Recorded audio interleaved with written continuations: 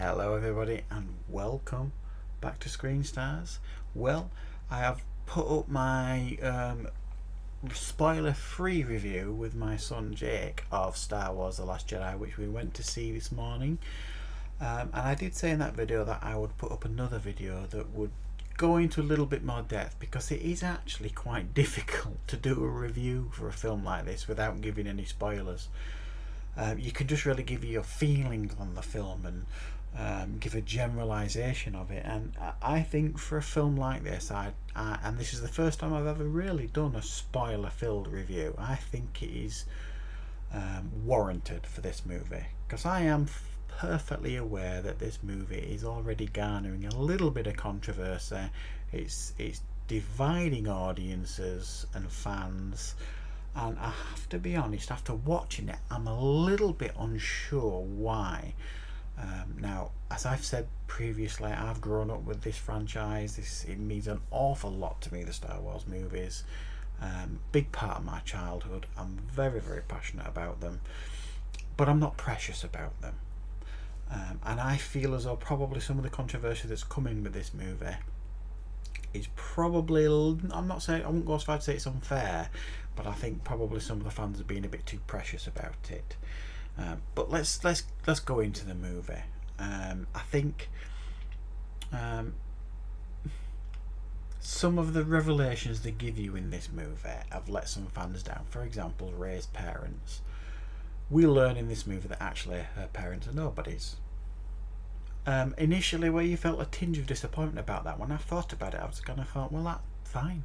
I'm okay with that, because whatever answer they would have given wouldn't have been good enough. If they'd have said, oh, this is Luke's daughter, or if they'd have said, oh, this is Obi-Wan's blood relative, or something like that, fans would have been in uproar somewhere.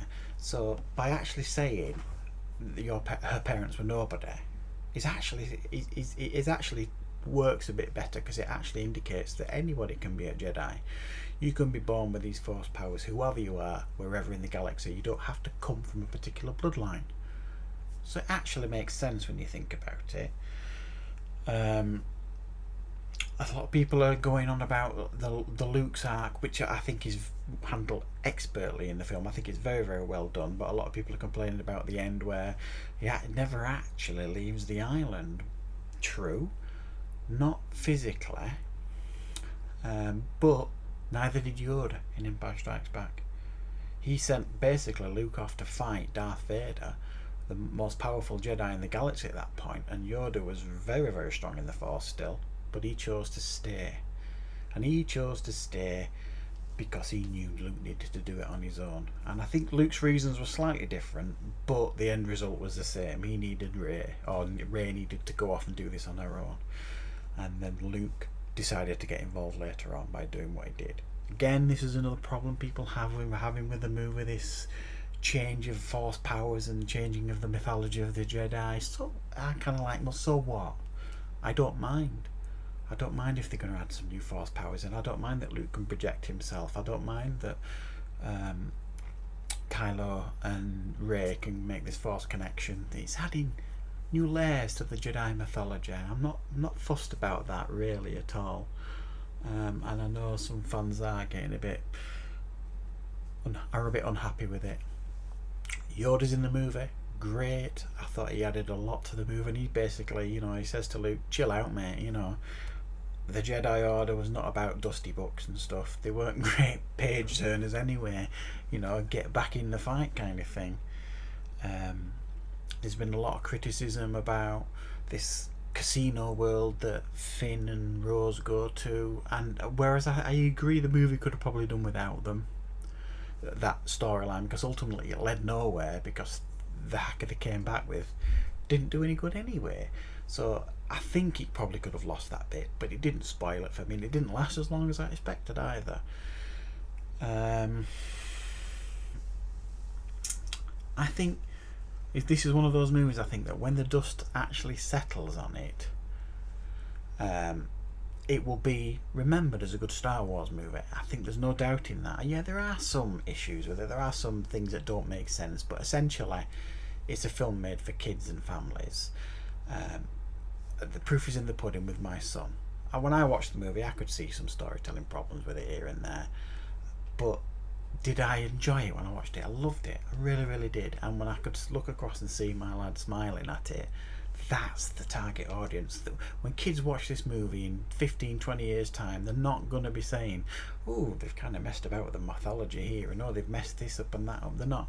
They're just going to accept what they're watching and enjoy it for what it is. And I think people overanalyze things sometimes these days. Yes, this isn't a perfect movie. I'm not even convinced it's just as good as Force Awakens. It is. It's kind of a mutation, this movie, of Empire Strikes Back and Return of the Jedi. There are some beats in the movie that are ripped straight from both of them movies, but this is a movie that's 8 movies in now. It's very, very difficult to create something completely new. They have to borrow from some of the things that have happened previously. There's some lovely scenes in this movie when R2-D2 shows Luke the message from Leia from the original Star Wars to get him, back on side. Was really nice, and Luke looks at him and says that was a cheap shot. Very, very nice. I thought it answers some questions as to why Luke didn't feel Han's death, because essentially he's closed himself off from the Force. And the thing is as well, Star Wars has never been about massively incredible storytelling. It's never been Shakespeare. It's just been about fun. And for me, I do stand by my rating for this movie because I do think it's a real success.